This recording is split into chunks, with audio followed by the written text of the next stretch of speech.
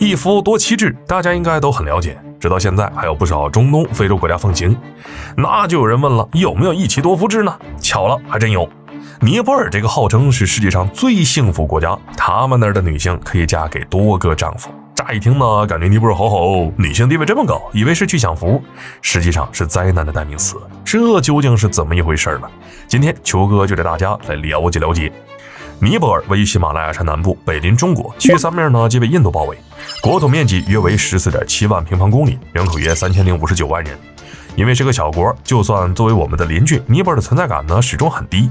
不过不少人还挺向往他们，因为据说呢，尼泊尔的幸福指数非常高，百姓安居乐业，没有车贷、房贷等各种压力，生活节奏很慢，很少见到愁眉苦脸的尼泊尔人。就算再穷，他们也都表现得随遇而安，因为他们有信仰等等。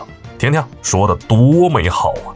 然而真是这样吗？当然不是啊！仔细想想就知道，一个人均 GDP 才1000美元出头，月收入达1000人民币，都已算是高收入。全国呢有超70%的人每天的生活费不超过4块钱，超30%的失业率，是世界失业率最高的国家之一。国小，经济又差，各种基础设施呢也烂得可以。能称得上是高速公路的，尼泊尔只有一条，其余的都是土路，就算是首都，依旧是一样的破破烂烂。而且它的网络信号差，我国的5G了，他们还停留在2G时代。不仅如此，他们的卫生条件也差，喝水只能喝瓶装水，不然的话会窜到你怀疑人生。尼泊尔别说是最幸福了，国民连饭都快吃不起，日均消费还不到4元人民币。说是最穷呢都不为过，但就是这么一穷国，却盛行一妻多夫，一个妻子呢可以拥有多个丈夫，这是为啥？难道真的是因为女性地位高吗？那当然不是，会出现这种情况就一个原因，穷。他们忒穷了，因为位于喜马拉雅山南麓，不管是位置还是环境都不算很好，资源少，耕地也少，只靠一个男人呢是养活不了整个家庭的。所以呢，他们就想出了一个办法，一妻多夫。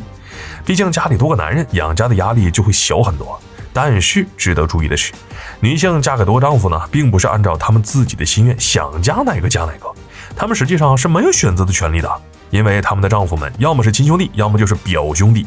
兄弟少的呢，女性嫁的就少；兄弟多的，丈夫就多。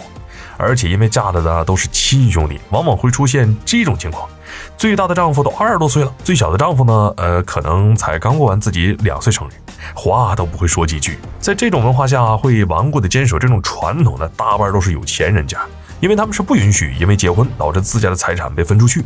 你结一次婚就拿走一点钱，孩子越多分的就越多，这谁受得了？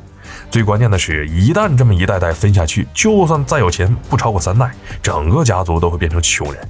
没钱的人为了能活下去才一妻多夫，而有钱的人为了财富不被稀释，也选择一妻多夫。在这种地方，女性想自由恋爱就是痴心妄想。有人会因为一妻多夫自然而然地认为一妻多夫肯定是因为女性地位高，所以才这么搞。事实呢正好相反，这种女性地位呢是相当的低，一旦嫁出去想离婚只能下辈子想想。而且这种生活呢其实并不好过，因为只有一位妻子，所以丈夫与丈夫之间是有竞争的，而此时的妻子往往要做到一碗水端平才行。比如说生孩子，妻子必须给每个丈夫都生一个孩子。当然，因为尼泊尔的医疗条件差，孩子的亲生父亲究竟是谁很难分辨得清楚，但这不重要，数量对得上就行。然而接二连三的生育毫无疑问肯定会对妻子的身体造成影响，可是谁又在乎呢？要是妻子做不到一碗水端平，那么所有人就会把责任推到妻子上。要是丈夫大打出手，最后妻子还会遭受惩罚。当然妻子也不是没有自由，就是她想和哪个丈夫亲热，就会在门上挂上这个丈夫的东西，其他人看到了就会自觉回避。就这种情况，你能说一妻多夫好吗？如今随着科技的发展，越来越多尼泊尔年轻人开始意识到一妻多夫是个多么糟粕的东西。很多年轻人呢，已经不像老一辈那样在这种糟粕里度过悲惨的一生，他们开始追求自己的幸福，甚至有人呢专门开了家婚庆公司，帮助尼泊尔人寻找自己的另一半。虽然对于尼泊尔来说，一妻多夫是解决经济和资源问题的办法，能减轻压力啥的，但从远看呢，它就是文化糟粕，是注定有一天会被扫进历史的垃圾堆，最终被人们遗忘。好了，本期视频到这儿就结束了，麻烦各位看官用你发财的小手点了一点赞关注呗，咱们下期再见。